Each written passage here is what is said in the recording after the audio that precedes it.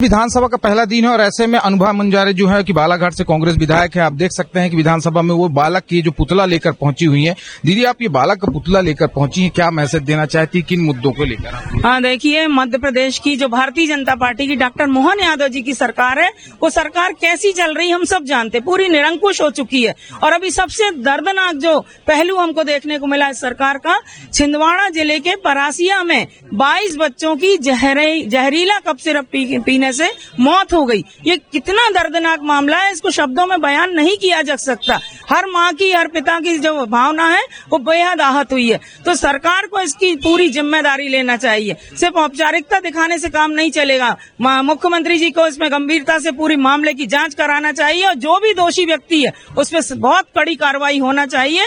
और जो हमारे स्वास्थ्य मंत्री हैं, जो वर्तमान में मध्य प्रदेश शासन के उप मुख्यमंत्री भी हैं, राजेंद्र शुक्ला जी, उनको इस पूरी जिम्मेदारी से इस पूरे प्रकरण पे जांच भी कराना चाहिए और अपने ऊपर भी जवाबदारी लेना चाहिए और अपने पद से नैतिकता के आधार पे इस्तीफा दे देना चाहिए। ये पुतला को जो आप लेकर आए, इससे क्या मैसेज देना? देखिए, ये हमारे भारत के नौनिहाल हैं, हमारे देश का भविष्य है। और इन नौनिहालों के साथ अगर इस तरह से घटनाक्रम हुआ और उनकी जान इस तरह से चली गई तो हमारे देश को कितना नुकसान हुआ, हमारे देश के भविष्य को कितना नुकसान हुआ। इस बात के लिए सरकार को सोचना पड़ेगा और बहुत गंभीर मामला है। ये मामला यहीं रुकेगा नहीं। हम सड़क पे भी लड़ रहे हैं, यहाँ विधानसभा के परिसर में भी हमने आवाज उठाई है इन बच्चों के न्याय के लिए, और सदन के अंदर भी हम सरकार का ध्यान आकृष्ट करेंगे और आवाज उठाएंगे पूरी मजबूती के साथ। बालाघाट में नक्सल को लेकर भी आपका कुछ प्लान है?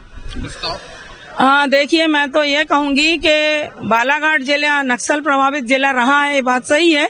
और लेकिन अन्याय के खिलाफ, अत्याचार के खिलाफ, शोषण के खिलाफ जो लड़ाई होती है, उस लड़ाई को ही नक्सलवादी लड़ने के लिए सामने आते हैं, मैंने जहां तक ऐसा समझा है। लेकिन मैं हथियार की जो बात है, अगर हथियार उठा के अगर आवाज उठाई जाए तो उसका मैं विरोध करती हूँ। हथियार उठा के संघर्ष करना उचित नहीं है। हम अहिंसावादी लोग हैं।